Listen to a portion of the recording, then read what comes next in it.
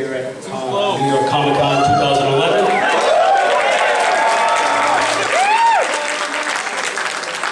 My name is Andre Torres. I'm the founder and editor-in-chief of Wax Poetics magazine, and I'll be your moderator this evening.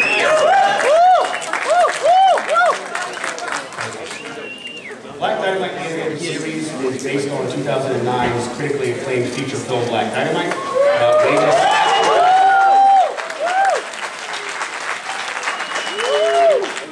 That follows ex-CIA agent and full-time ladies man Black Dynamite, who's out to avenge the death of his brother against kung fu masters, drug-dealing pimps, and the man.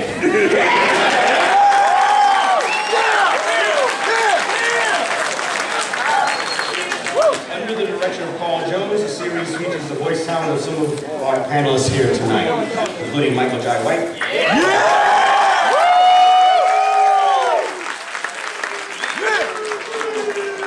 Kim Whitley, and all of whom star in the feature film. The series further chronicles the exploits of the central character Black Dynamite and his crew.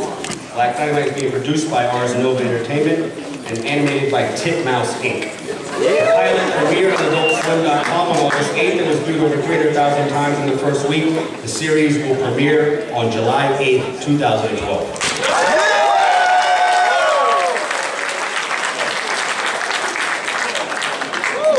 With that, I'd like to introduce our esteemed panelists this evening.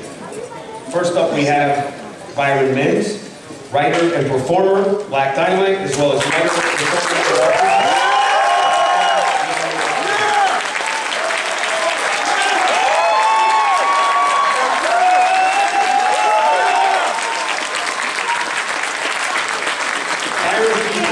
Appeared in many theatrical, TV, and film productions, including the Tony Award-winning August Wilson play Fences on Broadway at the 46th Street Theater, directed by Lloyd Richards. Other credits include South of Sunset and Della Ventura on CBS, DEA on Fox as a series regular, and films such as Forrest Gump, Trespass, and South Central. He is trained at HB Studios in the Yale Annex and has a passion for martial arts, dialects, boxing, and basketball.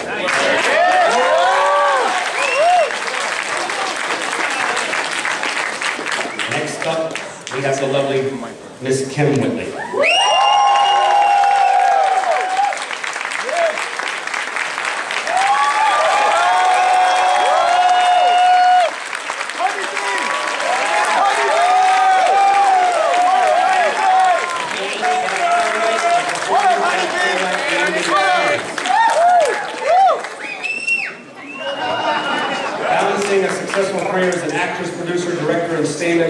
Multi-talented artist Kim Whitley has starred alongside some of Hollywood's elite in such box office hits as Fun with Dick and Jane, Along Came Polly, The Perfect Man, Deliver Us from Eva, and Next Friday.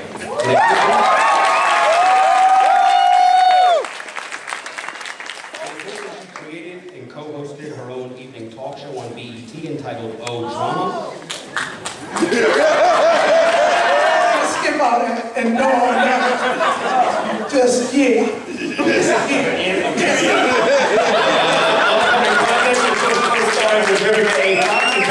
In the feature film The Salon, as well as being featured in upcoming pilots for Touchstone ABC's Making It Legal and HBO's Untitled Kanye West Project.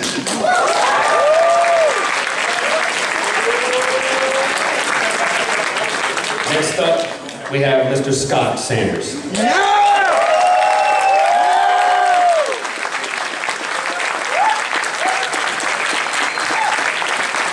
Writer and director of Black Dynamite, as well as writer and producer of Black Dynamite animated series.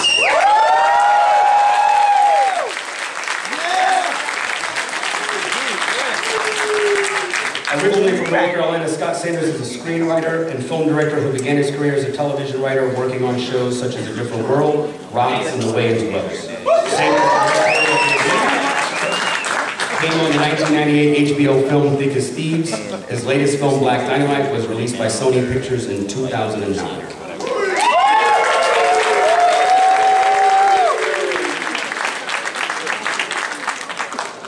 Next we have Mr. Michael Jai White.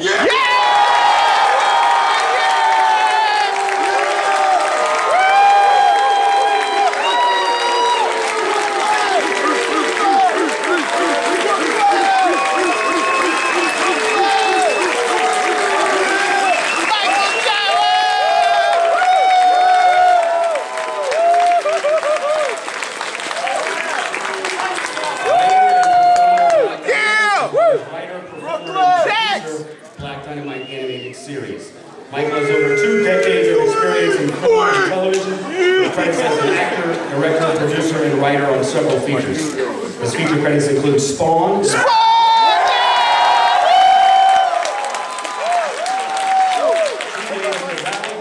Champions, Thick as Thieves, Universal Soldier, and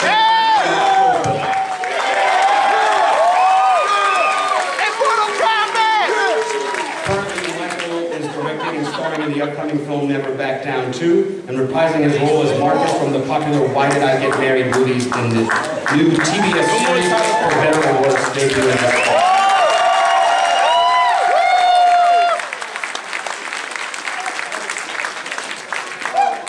Finally, we have Mr. Carl Jones.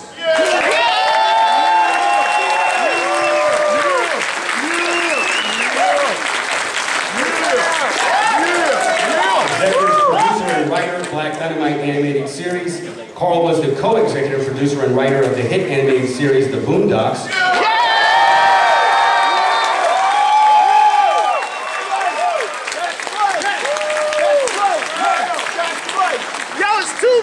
First cartoon network relatively nominated for an NAACP Image Award.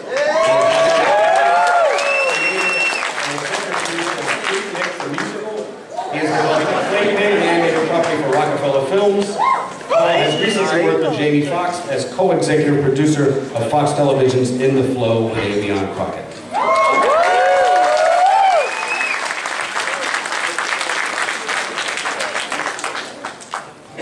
Ladies and gentlemen, your panel.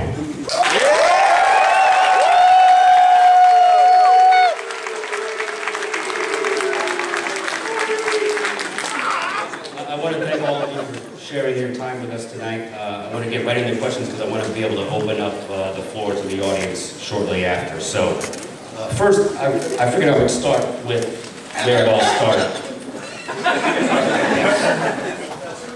I'm jumping ahead here. I have a little something special this evening.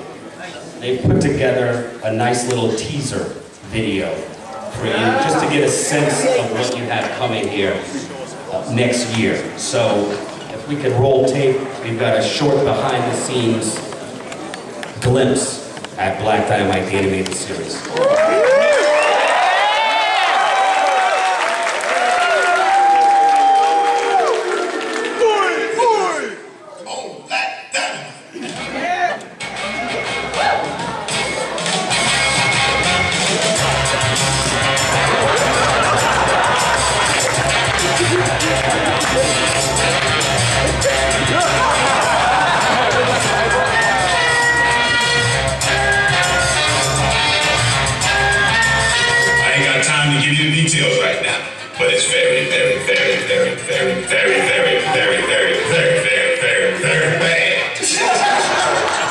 But other people laugh at you all the time. And all spiked up the beat. Sometimes they just want your big hug. We're gonna beat their asses 4 times a day, maybe 5. Joe, take off your belt. Oh! Chocolate giddy up, went in the bathroom, ball pissed. And now Captain Kangaroo. I was all over that. I'm just talking. You ain't got to talk to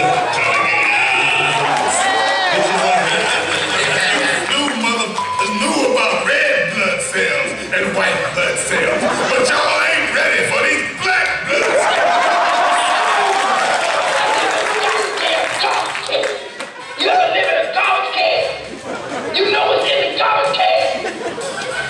God!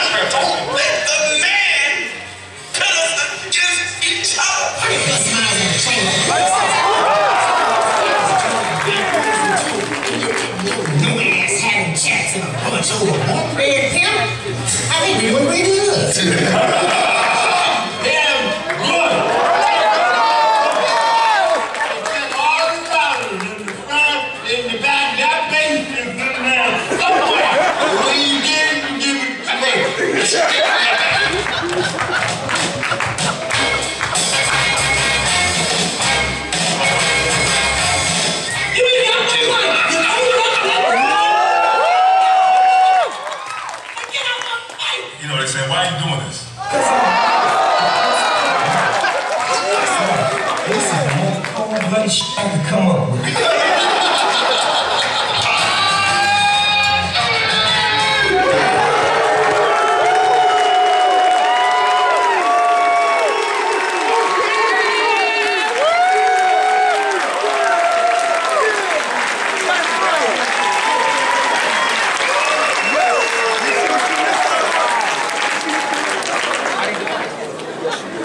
Some crazy shit.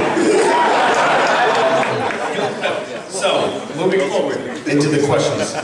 I figured we'd start with Michael and Scott as creators and writers of the Black Dynamite film. I just wanted to get your thoughts on what you guys were hoping to achieve with the animated series. And I was curious to find out if you guys thought that animation was maybe even more liberating than film, and how you felt the process. Well, I think we were always thinking that was going to be, that it had cartoon potential. I mean, there's a cartoon in the movie, so once we saw that, we were like, wow, this could really, really work. I think what Carl did a really great job of doing is linking, having the worlds connect, but at the same time, they're separate worlds. Like, you know, the main characters, Cream Corn, Black Dynamite, Bullhorn, Honeybee, all are like a family in the show. You know, which they're kind of not in the film. So, right. It works interlocking, and it also it works separately, I think. So. Yeah, you know, I mean, the whole animated thing for me, you know, I look at this man right here, and he, you know, I really dug what he did with Boondocks, and he's an amazingly talented man, this whole animation thing. So I take his lead, and I learn from him. There's a lot in this world that's a lot different from the live action. So I basically, you just try to put it all together. You try to unite our talents. And so I mean, it's working out. I think we're doing something that I'm pretty proud of. Well, it looks like it. From what we've seen in the behind-the-scenes trailer, I'll go to you, Carl. Maybe if you could shed some light on the actual process of animating a show like this, especially the effect that adapting a film to animation has on your process. Right. I guess you start with a bunch of Red Bulls.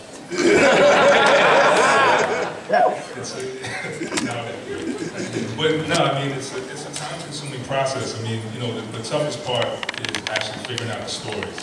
You know, I mean, you know, it's one thing to be funny, but like, this is a show where you have very intense plots, and you also have a lot of character stuff. So, you know, it's trying to find that perfect balance, so it's not just, you know, so serious in tone, you know, because of all the fighting and the action, and balancing with enough comedy and enough character motivation. So, that's really the toughest part of it. From there, you know, it goes to the storyboard artist, and the storyboard artists, you know, hopefully they laugh at the script before they start.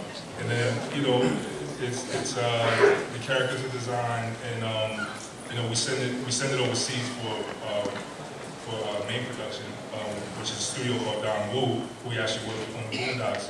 And then we wait for it to come back and hope the shit looks good. You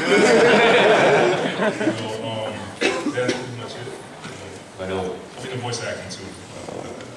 And I guess all of the main work is being done. I saw you were at Titmouse. I guess that's where most of the Titmouse Animation. So, you know, because I worked with them before on Frequently the Musical, and you know, they got several shows that they've done with Adult Swim, and they're just a great studio, and they got a lot of talented artists, and you know, they understood what we were trying to do, and I mean, it shows the pilot. I mean, wouldn't you all agree? Like, yeah.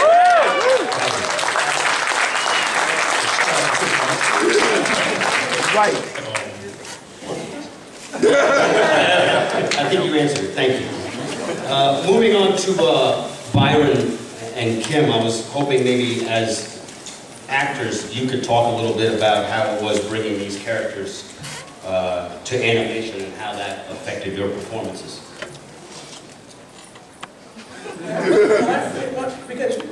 Ladies first. I would just like to say, these guys up here, they are all wearing a bunch of hats. They're writing and directing and all of that. I am a voice actress on the animation of Black Dynamite. There's no way that I can do all the things that they're doing and thinking and creating. And that's why it's easy for me to bring Honeybee to life, because it's well written. And I think I looked at the shot of me. I wasn't as animated as everyone else. So when we go back to work next week, you're gonna see me like Devin Wilson. I'll be like, oh, Black Dynamite!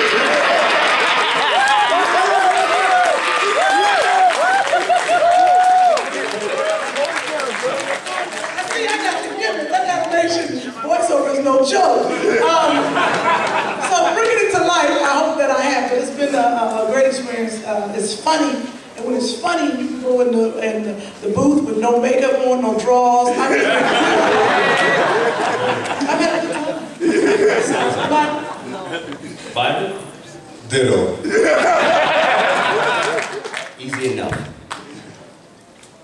I was curious about, there are so few African-American run shows on television.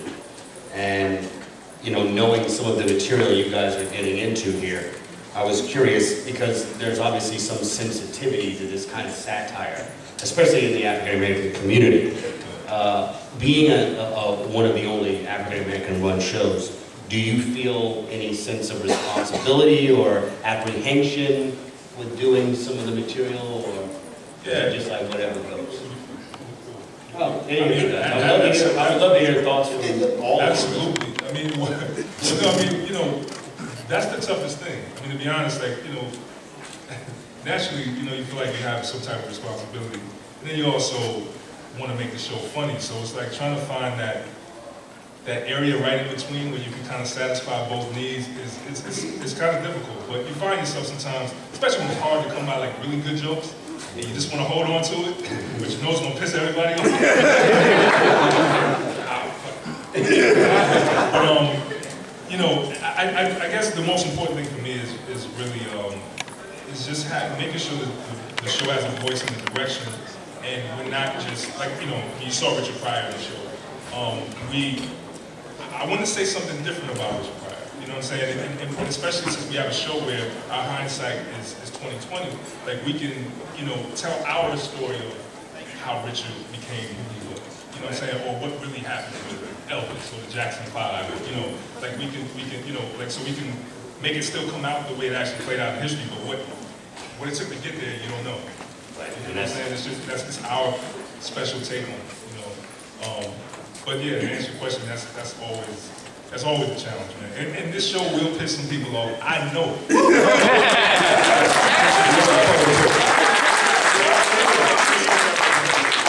first episode. Anyone have anything to add? Oh, no, me? I was tripping on the dude with the claw on his head. The crab or something was very distracting. Trying to focus, I was like, is that a claw on his head? A crab? It's a head what? A head crab.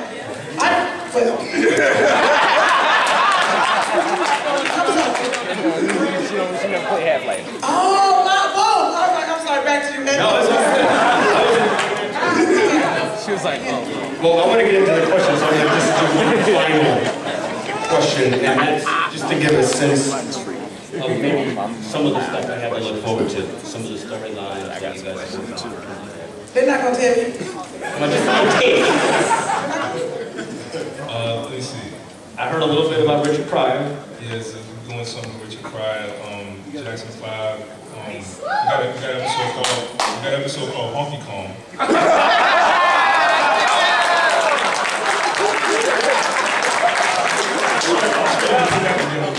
It's our King Kong story.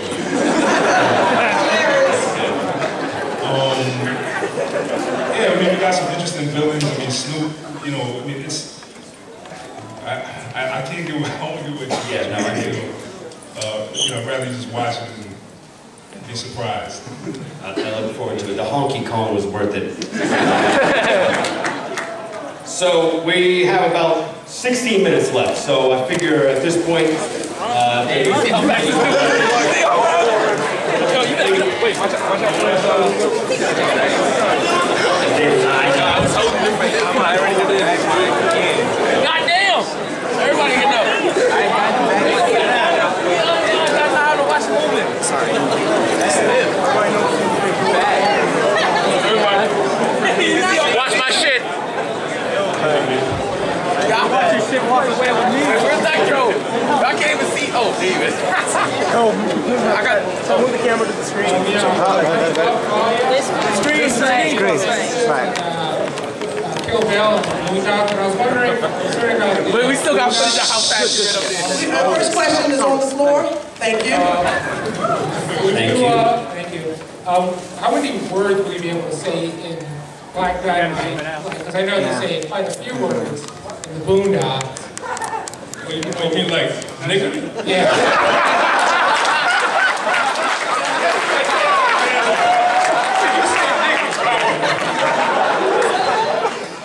We don't say nigga in this one. But there's a whole lot of other ways to say nigga in the 70s. A whole lot of other words that have been used. Okay, thank you. First of all, you guys are awesome. Thank you for that. Two, I think just more of a suggestion. I think I agree with you that Isaiah Mustafa, I think, would be a wonderful addition to this cast. I think you guys are great. I think you guys have a very similar audience. I think it'd be excellent. And Byron, would you mind doing me a favor and saying, let everybody know when something's been worn? This is what the outcome when you guys pull home. Yeah!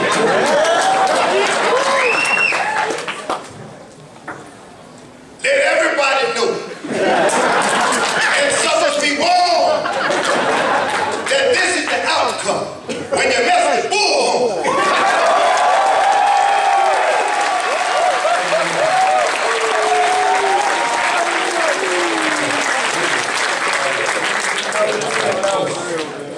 I remember watching the movie, and everybody kept doing the dog the one time. For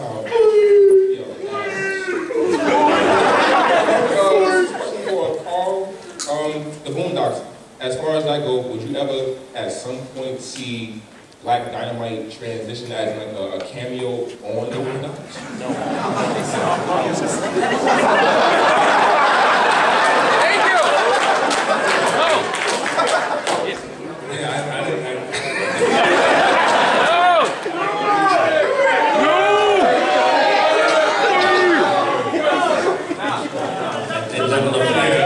I don't know, man. It's kind of weird, actually. And like I said, we can't say nigga, so it'd be kind of, it'd be unfair to have the nigga characters in the show that you can't say nigga in.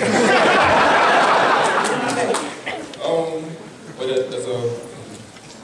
in the future episodes of the Boondocks, will we ever see Stink Lena again? I don't know. I actually don't. I don't have any updates on the Boondocks right now. I have no idea. I'm sorry. I'll tell you about Black Dynamite. Thank you. Next. One of my favorite scenes on the movie Black Dynamite was Bullhorn slapped the guy out of character. I was wondering, I know that's spontaneity type of thing, or was that actually written? That was written. It was in the original script. My question is, the whole story was so fluid. That was just something that just like, what was you thinking about that? You want to know what y'all smoking or something? I think It was just the idea of something like that, like not really explaining it so much, but let the visual explain it. Like, this is something that happened, that somebody, went off and but it's just one of those things. It was written in the script, and we went with it. Yeah. It served as it was a dual purpose to it, because there was a story behind the story, which was the actor that was playing Bullhorn basically got a little overzealous and slapped the hell out of somebody, and they had to replace the guy. And then also too, that was one of those things that was consistent in some of those black exploitation movies, like the boom mic and the other things that we tried to bring. Next on the right. All right. First of all, I'd like to say thank you so much for all the great cartoons that you put on Adult Swim, from Black Dynamite, love it, to the Boondocks and especially Freaknik. And this question is for Carl. Just wondering, will we be seeing a second Freaknik movie? I think there's some talk about, I don't actually know. I don't know. I think, but you know, there's some talk about something, maybe. I don't have any details for you. Yeah, but it's some rumors. But I can tell you about Black Dynamite.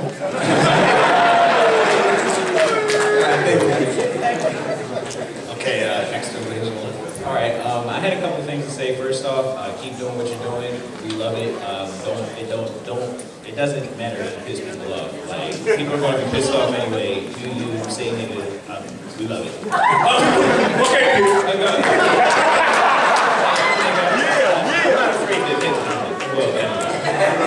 He has embraced his nigga.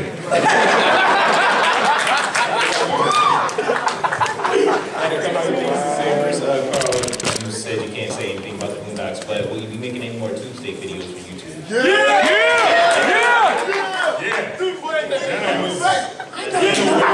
And for Michael, I wanted to ask, outside of Mortal Kombat, when's the next time we can see you in action? Because you're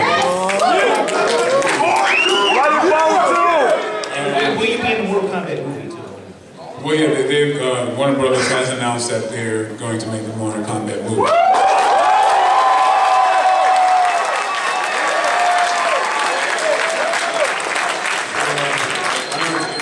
Take that as a lesson, just go out and do your thing. You could get sued, but we could have gotten sued, but it came out in our way. You know, so you know, it's just one of these things. We had a concept, we went with it, put it on video. You know, well, it's a little bit better than video, but it's the same way we got this thing done. We shot our concept, and so then no one had to respond by our description. They saw what it was. And so, I mean, you know, that's a lesson to anybody. You know, I encourage everyone to just, if you have a dream, you just go out and just make it happen. Well, sweet!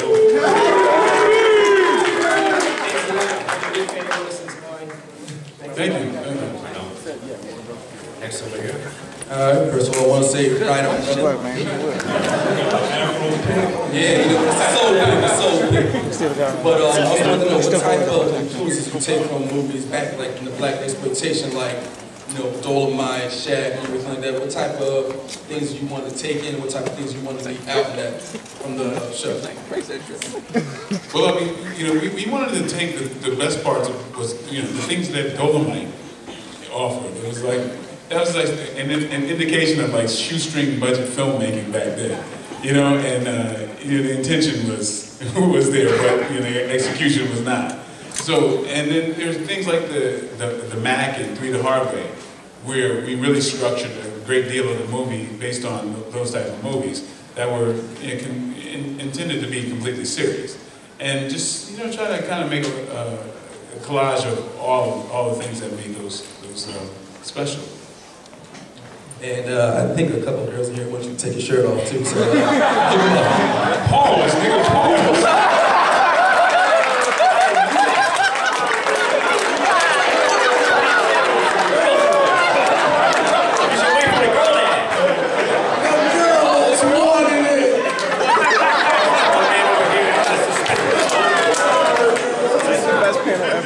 Thank you guys, first of all, for this series looks amazing. We can watch it every single episode. The question, though, is, now that you got the series, is the live-action sequel still going to happen? Well, there goes my question.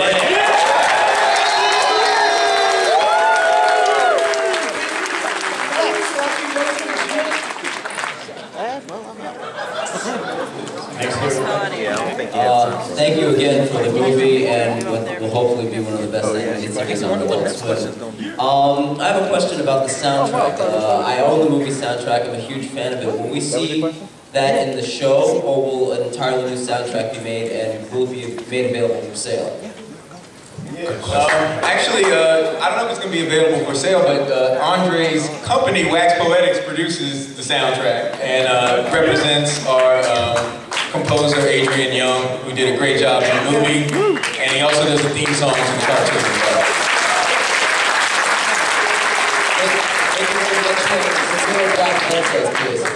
Well, a little tidbit, by the way.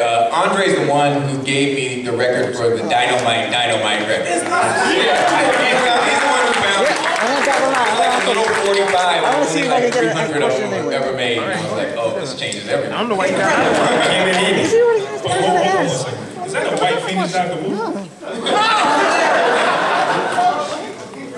Oh, my bad.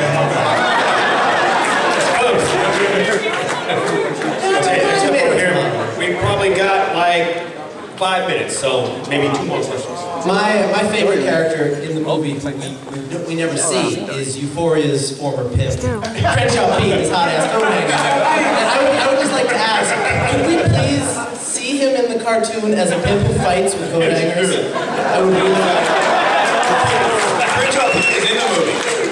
You actually see him. He's in the movie. He's in the pimp scene. I need to go home and watch it. Yeah, watch it again. He's in the pimp scene. You see Crenshaw Pete. Roll call. You know, he votes. He does this. And just real quick, to Jay White, I'm making my first movie, and I wouldn't be making it if I hadn't seen Mortal Kombat Rebirth. They said they made that for $8,000, so to you and everyone who made it. That's right. It was 7,000, but you know. Keep on. Okay, one more over here on the right. Yeah, what's up? I just want to say.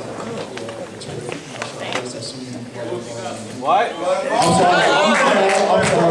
Yeah, I just saw you in Blood and Bone. Some major ass.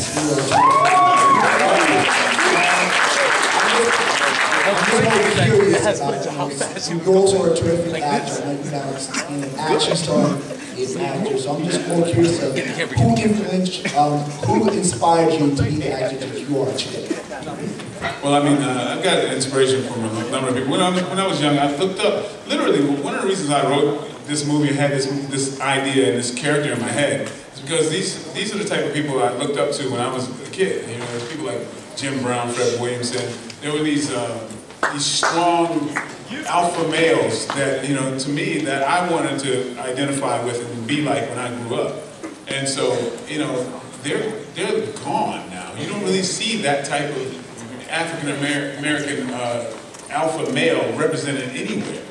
You know what? We got one right now, man. What's that? I said that we got one right now in you, man. I appreciate that.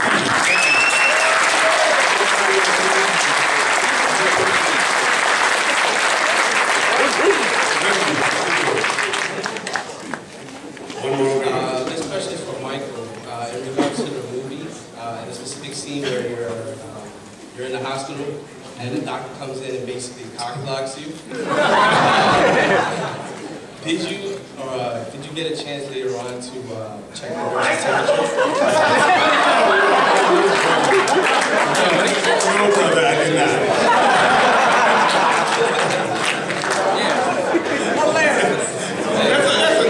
That's a alley. That's a parking lot question. No, I need to know what he said. We got 2 more minutes. One more over here. First of all, thank you for all you do. You guys have been inspiration, especially you, Kim. You've just been...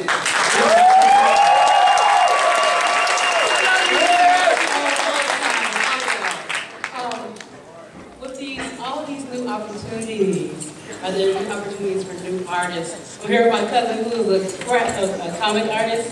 He's excellent, and I would like to give you some of his work. Yeah, definitely. After we wrap, all right. Gonna run up on him. He's right there. That's Robert Taylor. Remember that name. I think we have time to squeeze one more quick question in. Thank you. Black Dynamite has been like my favorite comedy of all time. It's hilarious. But my question is, in the dining scene, who kept changing the blackboard?